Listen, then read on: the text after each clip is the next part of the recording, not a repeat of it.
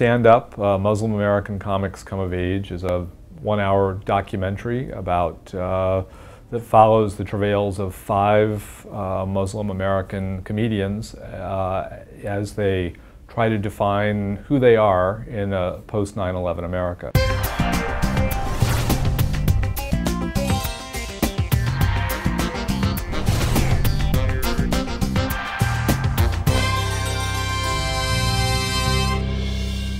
American public television began to ask for ideas for a series called America at the Crossroads, looking at how the terrorist attacks of September 11th had changed the country. I began thinking, I'd like to make a film that fits into that package. And then I came across the phenomenon of Muslim American comedians. I thought, now that's interesting. That sounds like a contradiction of terms to a lot of people who pictured Muslims as being a very serious group. And I went to a show and I was sold. I just cracked up.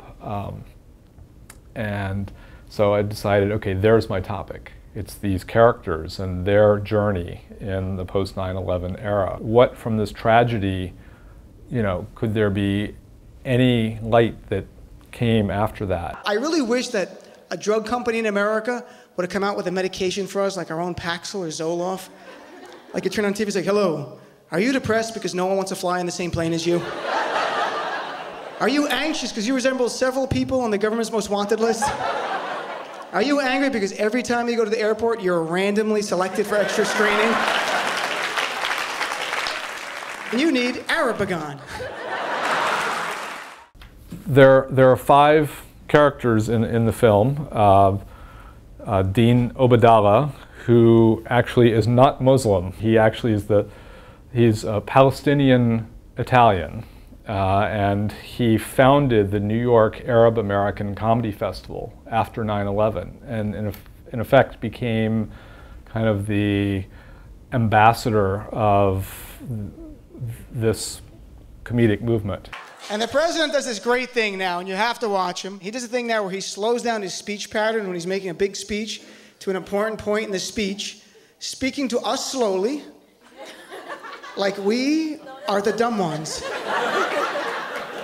The other day he goes like this, he goes, we've got to start developing alternative fuel sources so that we are no longer dependent on foreign oil. And I keep thinking, why does he do this? And then it occurred to me, that's probably the way it was explained to him. Maysoon Zayed, who's a Palestinian American woman who starts every routine with, I'm a Palestinian Muslim virgin with cerebral palsy from New Jersey, so if you don't feel better about yourself, maybe you should, And so she tells exactly who she is, and she's completely unedited. I mean, she defies every stereotype of the Muslim woman out there, proudly. Arab men, I'm disappointed in you. I give you 1 more year. You officially get 1 more year. And if after 1 year, one of you bitches doesn't put me away, I'm marrying an Israeli soldier.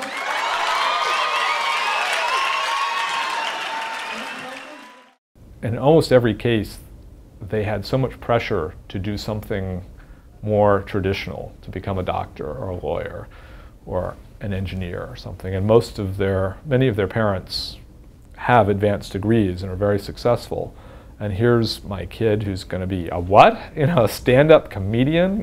For a lot of them, that was the next closest thing to, doing, a striptease or something. I mean, it was like viewed as very marginal.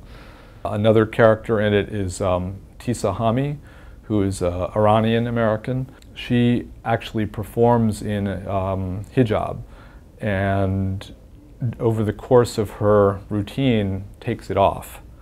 And a lot of people find this very controversial and shocking, as you might imagine. And that's part of the effect.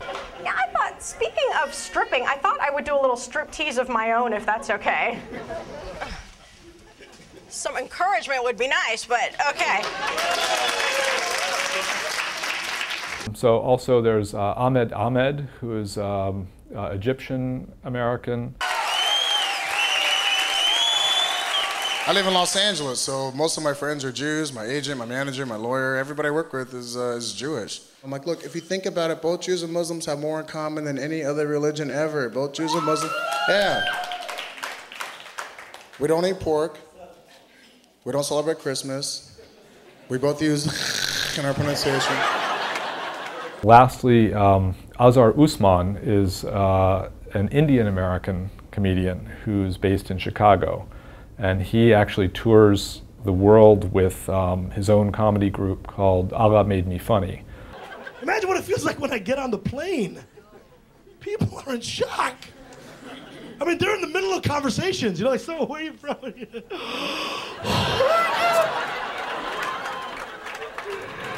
I'm gonna die! I mean, comedy is about, it's not about making people feel comfortable, although they laugh and that makes them feel comfortable. A lot of comedy is about just finding where the line is and then stepping across it.